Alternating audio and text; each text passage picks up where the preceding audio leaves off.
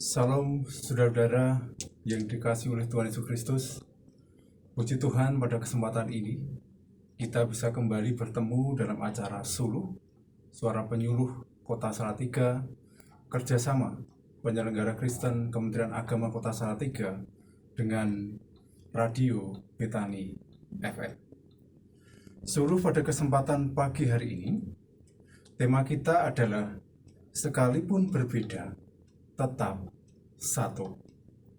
Dan bahan terambil dari Injil Matius pasal 18 ayat yang ke-19 sampai dengan 20.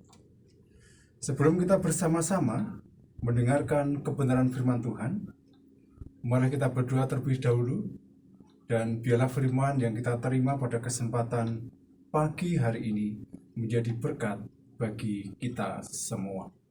Mari kita berdoa.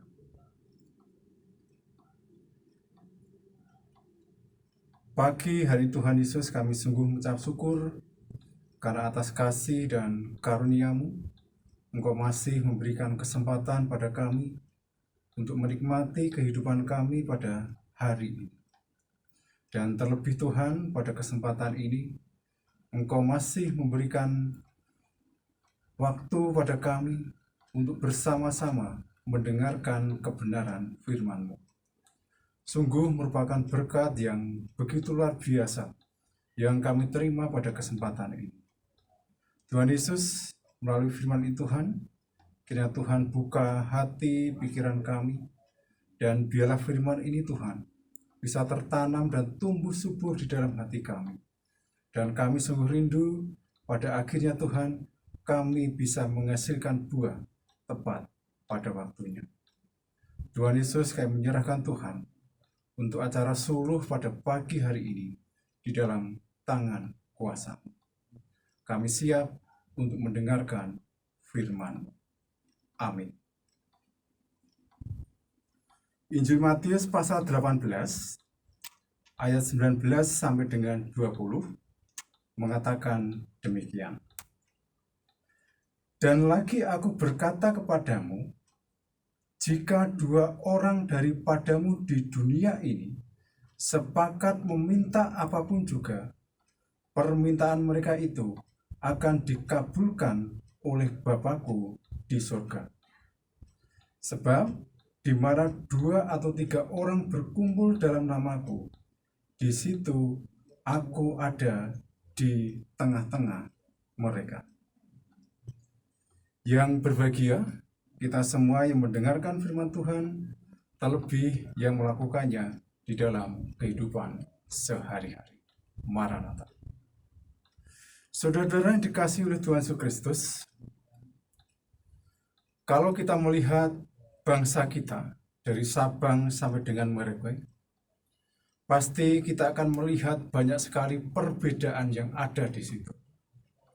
Karena bangsa kita, bangsa Indonesia adalah bangsa yang majemuk.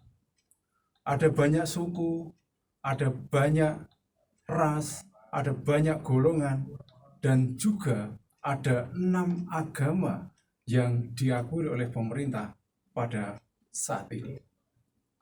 Suatu perbedaan yang sangat luar biasa jika kita melihatnya. Dan hal ini ditangkap oleh para pendiri bangsa kita.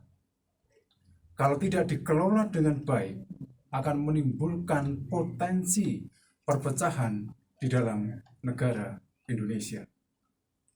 Maka, para pendiri bangsa kita itu bersepakat menetapkan semboyan negara kita Bhinneka Tunggal Ika, yang artinya berbeda-beda tetapi tetap satu jiwa.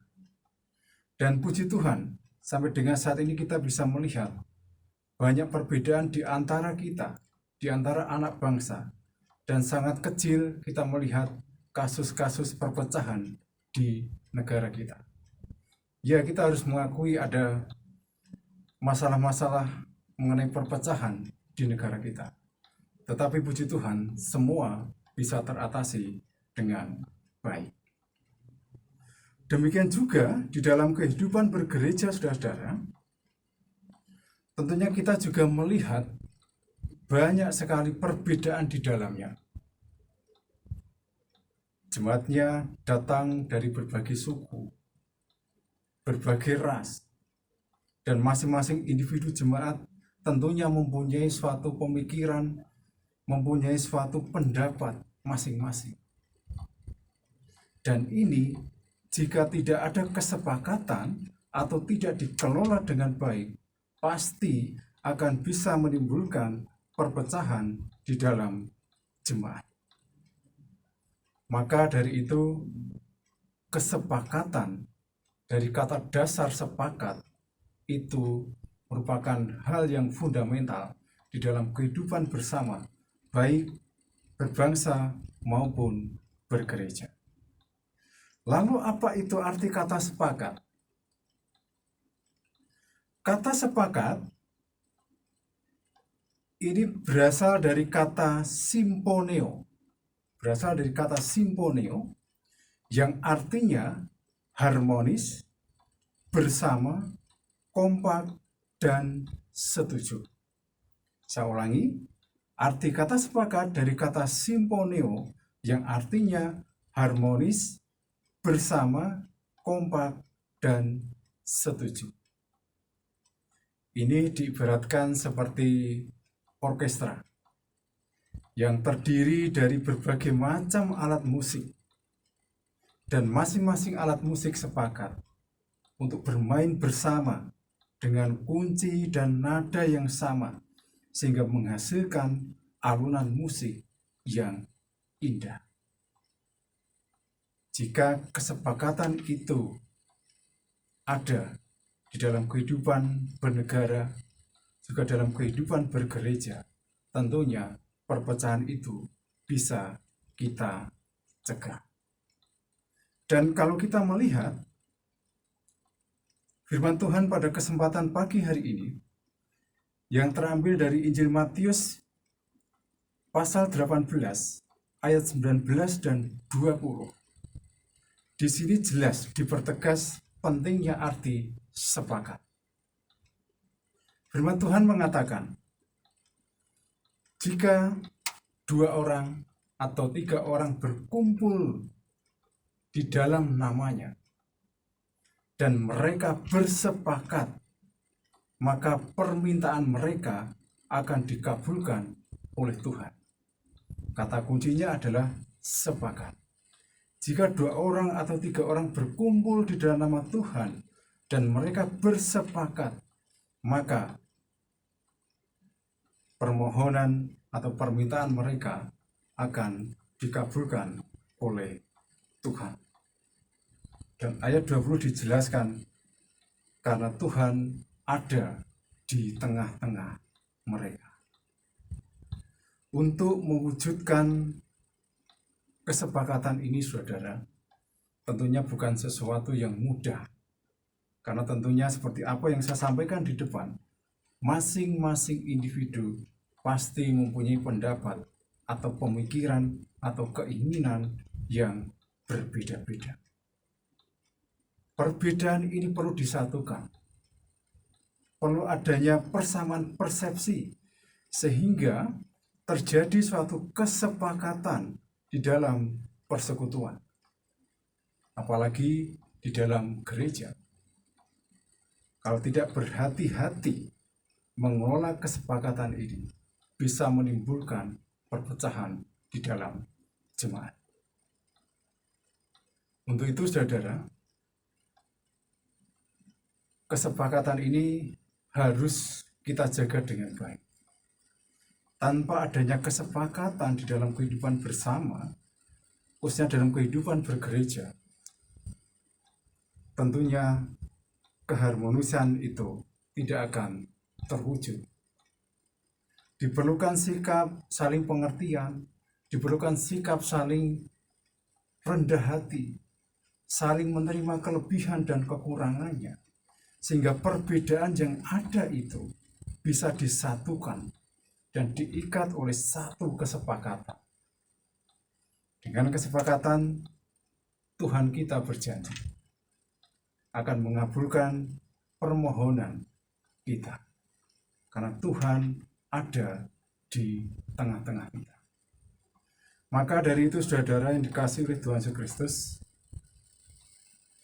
perikop ini ayat 19 sampai dengan 20 ini bisa menjadi bahan introspeksi bagi diri kita.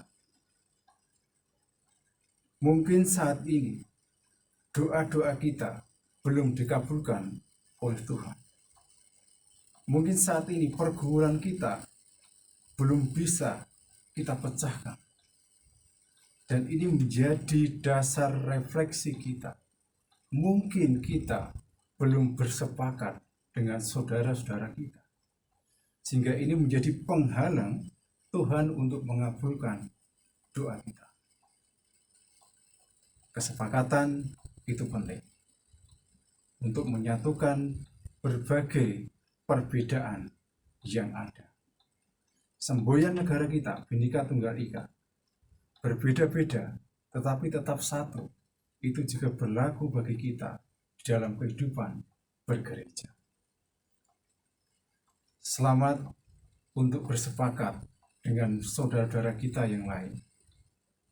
Tetap rendahlah hati, saling pengertian, sehingga kesepakatan itu bisa terjadi di dalam komunitas gereja. Immanuel, Tuhan Yesus memberkati. Mari kita masuk saat hening sejenak.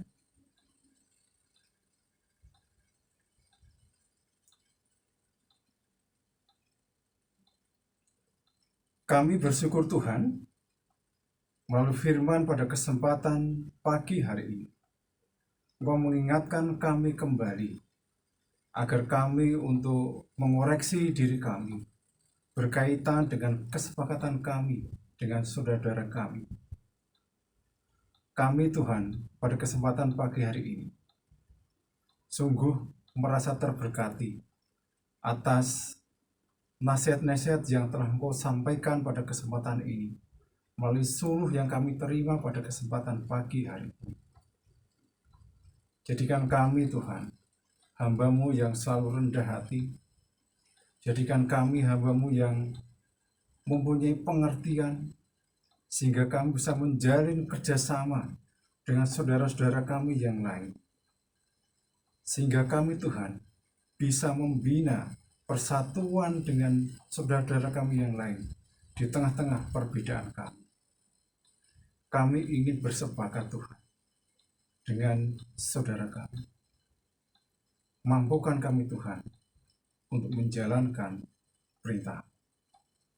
Dan pada kesempatan pagi hari Tuhan, kami juga mengaturkan doa syafaat kami. Secara khusus Tuhan, kami berdoa untuk para pemimpin kami dari tingkat pusat sampai dengan tingkat daerah.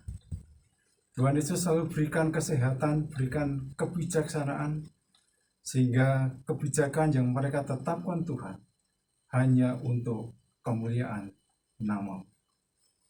Kami juga teringat Tuhan untuk saudara kami yang saat ini sedang hidup di daerah bencana maupun di daerah konflik. Tuhan Yesus selalu tengok mereka, Engkau cukupkan kebutuhan mereka, dan biarlah Tuhan melalui mereka nama-Mu semakin dipermuliakan.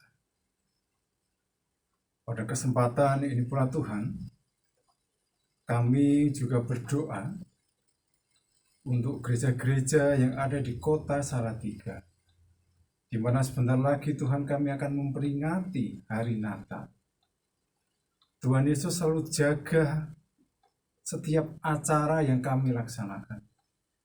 Tuhan Yesus selalu bungkus dengan Roh Kudus-Mu, sehingga setiap acara yang kami laksanakan Tuhan dapat terlaksana dengan baik dan menjadi berkat bagi jemaat-Mu dan bagi masyarakat kota Salatiga.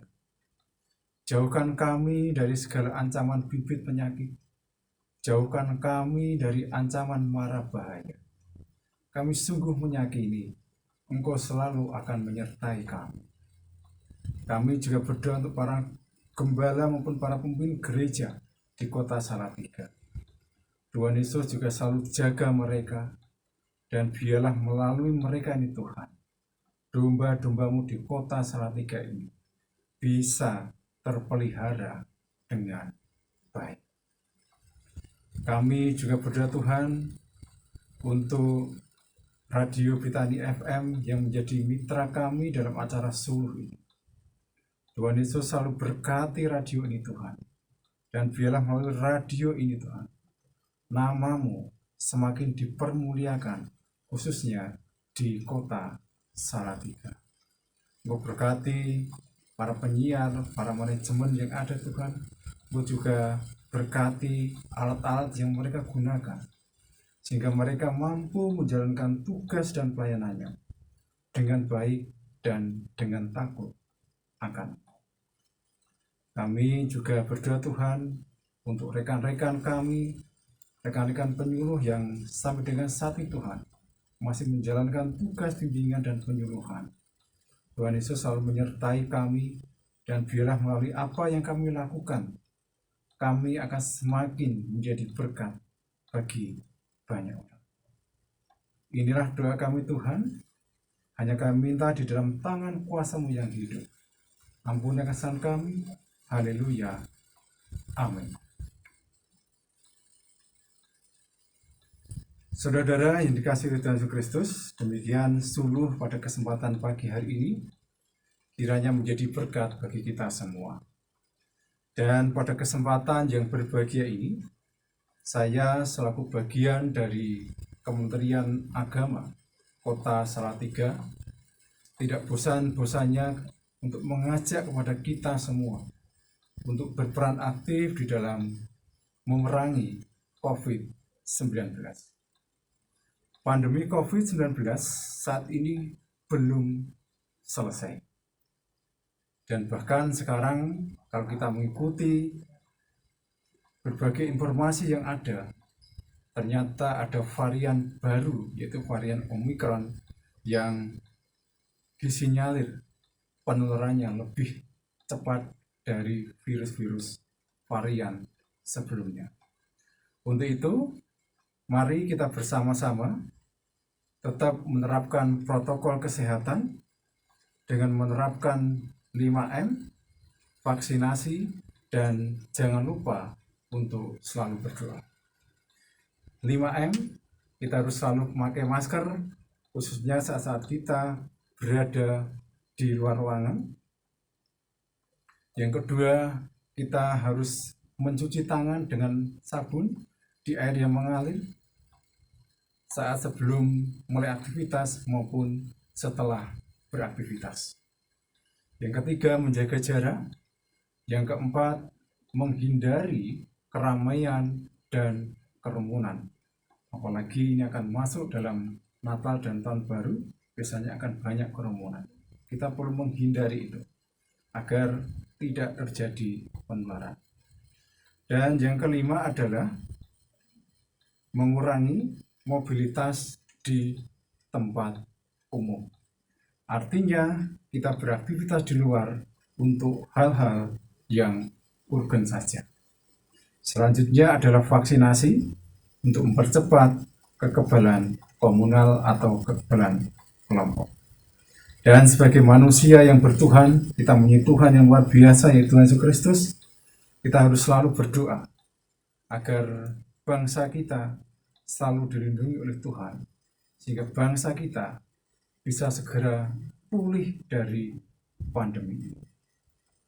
Dengan peran serta Bapak Ibu Saudara sekalian, kami yakin perkembangan COVID-19 khususnya di kota Salatiga bisa kita putus.